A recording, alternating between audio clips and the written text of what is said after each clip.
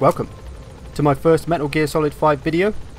This one's going to be about something I'm calling Realism Mode. Now, first off, this is not an official mode, it's not actually a mode in the game that you turn on and off. It's just a way of playing the game which I think is more fun, more intense and far more challenging. So, if you're into that sort of thing, this might be for you.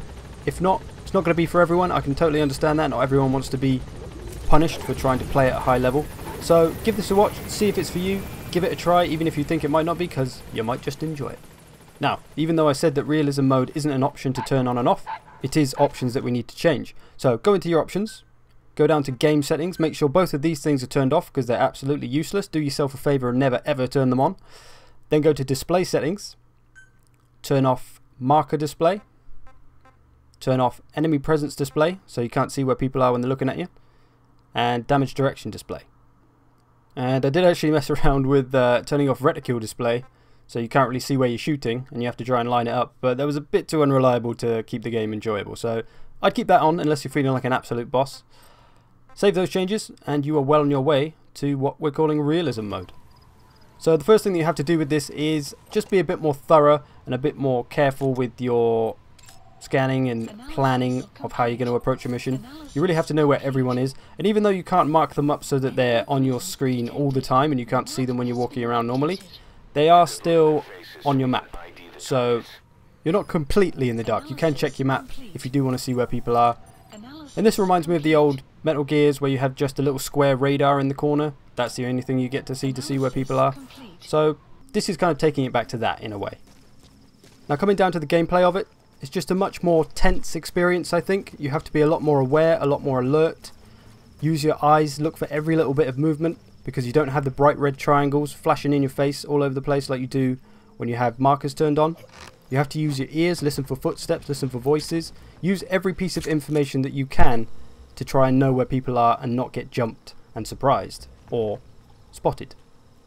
Like here, I've checked before I moved. I can see this guy coming in. If I just jumped down the ladder there, he probably would have seen me. So checking before you move, checking your corners, always looking around you is very important when playing like this. Now I'm going to shut my face in a minute and just show you some gameplay and just let you watch and try to get a feel of what I'm talking about.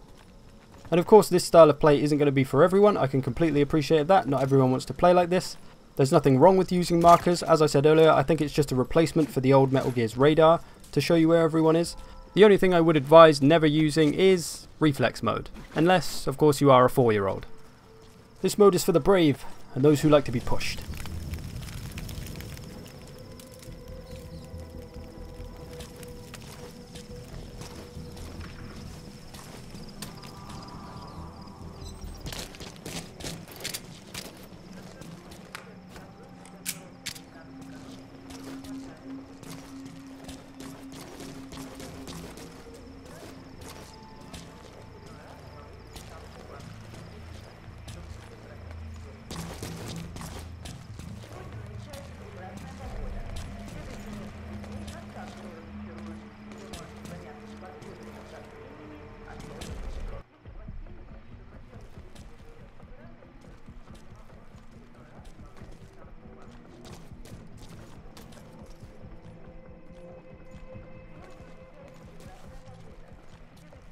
Now this is the beauty of playing this way right here.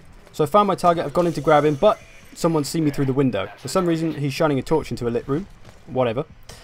So I need to make a judgment call here. I've decided to choke out the target as quickly as possible and then try to ambush this guy who's obviously going to come in and check out what he's just seen.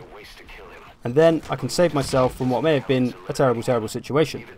And it's this type of thing that I think you don't get so much when playing with markers on, because if you know that guy was there, you wouldn't go in and you never would have that experience. Obviously he may have just seen me outright and it would have ruined it and I would have had an alert, but that's part of the experience.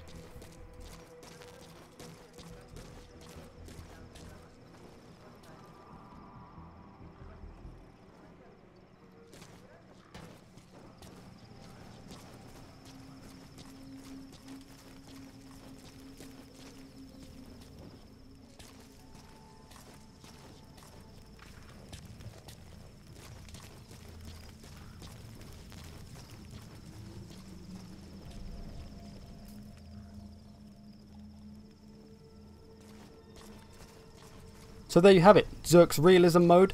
Hopefully you enjoyed this video, hopefully you enjoyed the idea. Give it a try, as I say. Maybe you'll like it, maybe you'll hate it. If you are going for S ranks, then maybe the markers would be a good idea because there's no penalty for using them. And it may just get a little too frustrating without them.